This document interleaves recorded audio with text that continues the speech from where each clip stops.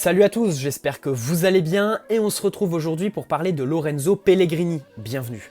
Selon les informations de plusieurs médias italiens, le PSG serait le favori dans le dossier Pellegrini, qui pourrait partir si sa clause libératoire fixée à 30 millions d'euros est levée. Né le 19 juin 1996, Lorenzo Pellegrini commence le foot à 3 ans sous l'impulsion de son père, un footballeur amateur. Il rejoint son premier club de foot à 5 ans et se fera repérer par la Roma 6 ans plus tard. À 11 ans, il intègre le centre de formation de la Louve. Mais il peine à faire son trou dans son club de cœur, qui le vend à Sassuolo tout en se réservant le droit de le faire revenir pour 10 millions d'euros grâce à une clause de rachat. Clause que la Roma active en juin 2017, 2 ans après son départ pour Sassuolo. Lorenzo Pellegrini revient et s'impose, jouant 30 matchs au minimum par saison. International italien, il compte aujourd'hui 13 sélections avec la Squadra Azzurra. Au niveau de son profil, on note dans un premier temps sa polyvalence. Il a commencé sa carrière en tant qu'attaquant, avant d'être replacé au milieu où il peut jouer en 8, en 10, mais aussi en tant que milieu défensif. Tout ça grâce à un physique avantageux et une maîtrise technique très intéressante. En effet, Pellegrini est un milieu créatif, c'est pour ça qu'il est le numéro 10 du 4-2-3-1 de la Roma cette année. La première de ses caractéristiques, c'est sa capacité à se montrer dangereux par la passe.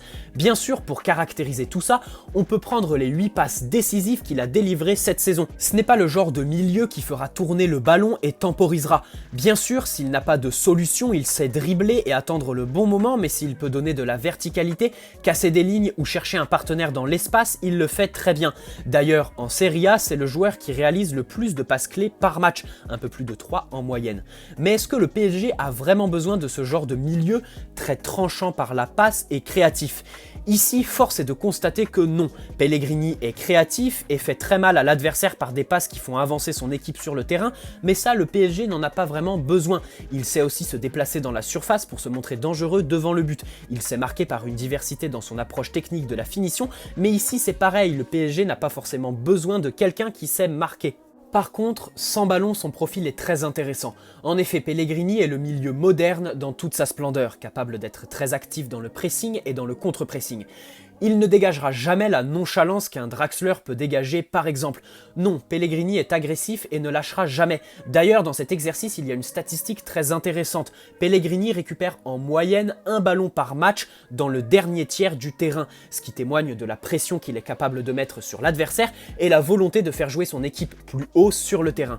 Il récupère des ballons, il met la pression sur l'adversaire, est très travailleur sans ballon et tacle beaucoup, ce qui caractérise le fait qu'il soit agressif. Mais ce qui peut aussi caractériser son agressivité, ce sont les fautes qu'il commet et le nombre de cartons jaunes ou rouges qu'il prend. Ici, il est au-dessus de la moyenne. Au-delà de son activité incessante, on peut aussi noter un sens du placement et de l'occupation de l'espace très intéressant. Il fait 1m86, donc dans les airs il n'est pas ridicule et il apporterait la taille que Leonardo souhaite ajouter au milieu parisien.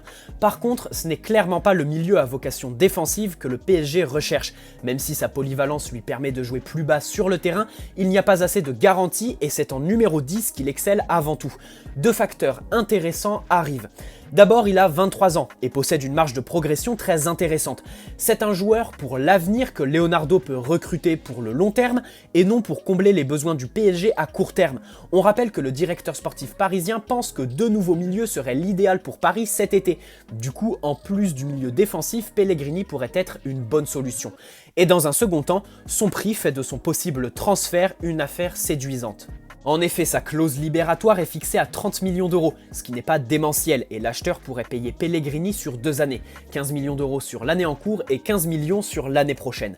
Financièrement, l'affaire serait belle, mais dans un premier temps, force est de constater que ce n'est pas le profil qui répondrait aux besoins du PSG. Maintenant, pour vous donner mon avis personnel, en cas de vente de Draxler et peut-être Herrera, oui, Pellegrini pourrait être une belle solution. En effet, il ressemble beaucoup à Draxler dans sa capacité à donner de la profondeur et trouver des coéquipiers dans des intervalles. Que ce soit numériquement ou dans la diversité des profils au PSG, je pense qu'il faudrait un départ de Draxler pour tenter le coup avec Pellegrini. Et en aucun cas, il faut qu'il soit la priorité au milieu. Son profil ne correspond pas aux besoins du PSG, mais l'affaire peut être intéressante si Paris dégraisse en amont. Voilà, j'espère que cette vidéo vous aura plu et vous aura permis d'en savoir plus sur Pellegrini, jeune milieu polyvalent au profil intéressant mais qui ne comblera pas le déficit au milieu. Ce n'est pas un milieu à vocation défensive, même si il est capable de jouer plus bas. N'hésite pas à poser un like si cette vidéo t'a plu, t'abonner si ce n'est pas déjà fait et tu peux aussi me rejoindre sur mon Instagram qui est en description.